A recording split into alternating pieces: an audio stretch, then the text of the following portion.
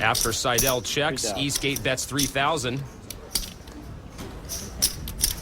Oh, look at this. Eric raises to 8,000. He is putting on a clinic. 8 high check raise on the flop. Poor Peter Eastgate just can't catch a break. Seidel's making it look easy. At the featured matchup, Scotty wins chip lead almost 3-1 over Jason Mercier. Mercier with 9-7. He'll limp in. Sounds good. 9-8 for Scotty. He checks. How fitting. Scotty's got Jason dominated heading to the flop. Ace high flop doesn't help either player. Check from Scotty. And Jason bets 3,300 as Scotty was folding. Jason Mercier takes a pot. He's winning small ones. It's going to take more than that, though. Scotty wins sort of the Eric Seidel in this match, and Jason playing the role of Eastgate. If you blocked out their faces, you may not know which match you were watching. Scotty, Jack 6. Another quick fold. That's not going to make Jason happy. He was holding pocket queens. You can go a whole heads-up match without a hand that big, and then you finally get one, and your opponent folds. And that's the kind of day it's been for Jason. Jason's won 3 in a row, but Scotty's still up 2.5-1 in chips. I promise you that last pot did not feel like a win to Jason Mercier, though. That one feels like a loss.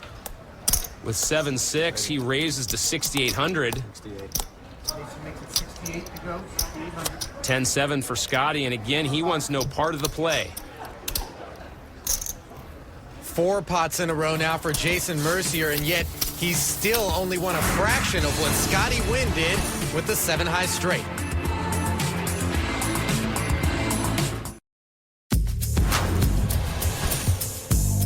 Quarterfinal action continuing at the National Heads Up Poker Championship. Taking a look at Jason Mercier, a rising young star who feels he's just lucky to be here. I went to Italy for an EPT event. After we finished the final table, I went out to a club with some of my friends. Unfortunately, some bad things developed through no real fault of mine except for being in the wrong place at the wrong time. I got stabbed in the back with a beer bottle. I ended up spending a couple days in the hospital. I had like 60 stitches in my back, and it was a pretty rough experience. I kind of realized that I need to learn to appreciate the good things in life.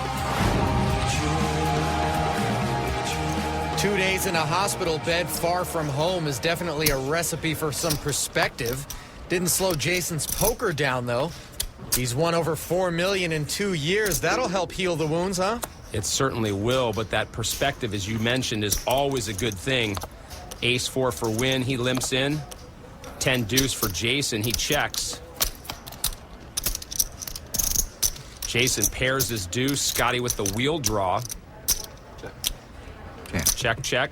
It's got to be a 3, right? Turn pairs the board.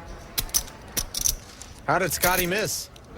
Mercier bets 3,600. 36. 3600.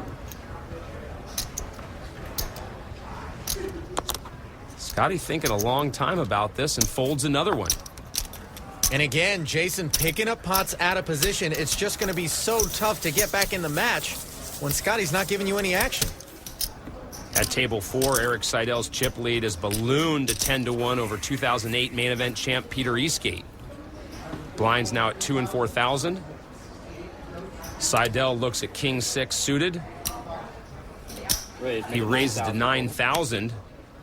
Queen 7 for Peter. He goes all in. This has more to do with his small stack than his hand strength. I wish I hadn't done that. Annie Duke on the rail, sweating her good friend Eric Seidel. Peter would love to take this 9,000 right now. All right, I got myself into this mess. Eric calls. Seidel calls. Eastgate at risk King of being 6 of eliminated. diamonds against Queen 7 off. King 6 of diamonds for Eric Seidel said he got himself into a mess. It's a good kind of mess, though. He's got the best Let's hand take a and look his at the opponent covered.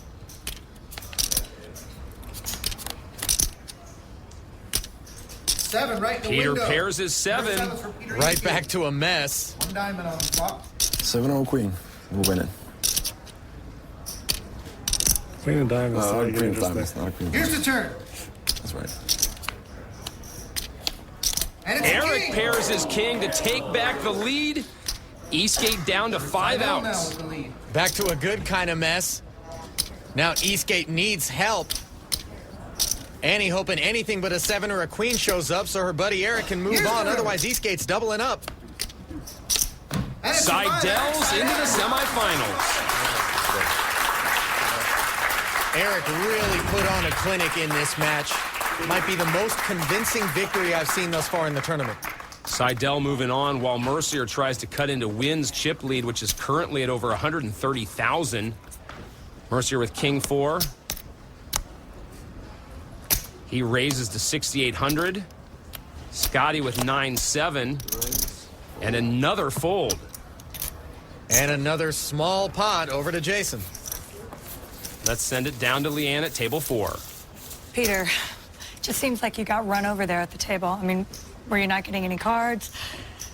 Well, I was maybe playing a little bit too fast and furious, and then, I had a match against Jamie Gold the other day where I beat him in 11 hands, and Eric beat me in 15 hands. So, Right.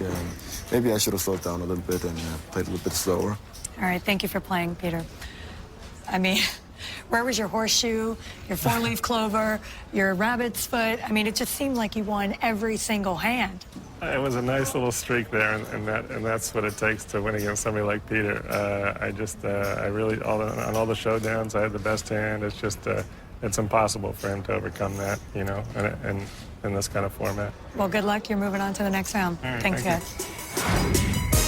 You gotta feel sorry for whoever's gonna face Eric Seidel in the next round. He is running on all cylinders from 0-5 lifetime to 4-0 now this year, burning no excess of energy in the process.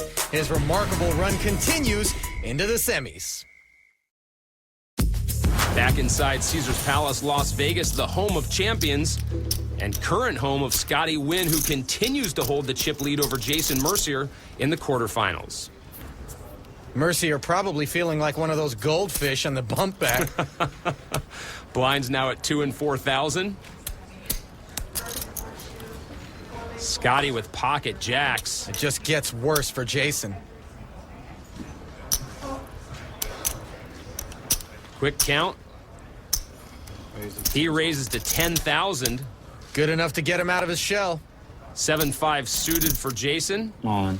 He goes all in. Snap Now we're call all in by at the Scotty. feature table. Take a look here. That's 100% frustration, I think, on Mercier's part. Just sick and tired, Scotty Wynn. wanting to make something happen. Picked the wrong time, it looks like. Sure did. Scotty well ahead Although in the match, flop will 7 bring minutes. things into perspective, and we have seen some Here's the pretty flop. incredible things go down in this tournament. Couple of Queen clubs. nine, Mercier with the flush draw. We got to keep it interesting, right? All Scotty can do is Here's the smirk. turn. Jason needs a club. Trey on the diamonds. turn, no help to Jason. Still needs that club. Anything else, and Scotty's Here's the into river. the semis. Will Mercier double up? It's a Yes, spade. Scotty wins. Scotty's pocket jacks hold up, and he'll move on. All right, baby. Thank you. Right color, wrong suit brings an abrupt end to that match. So one half of our quarterfinal matches are now complete. Once winless Eric Seidel, now a semifinalist in the clubs bracket, and Scotty Wynn moving on as well. He made that tough matchup look relatively easy onto the semis at this event for the first time in his career. Two players can breathe a sigh of relief with 2 more quarterfinal matchups yet to come. All right, I got myself into this mess. It means so much, baby. It's not just because the money is the title. Big player, baby. This is it, baby. You can feel it. I got you on the turn, baby. Baby, the title is everything to me. Scotty Wynn is on to the semifinals. Coming up next, the quarterfinal round of the Hearts and Diamonds brackets as the National Heads Up Poker Championship continues after this.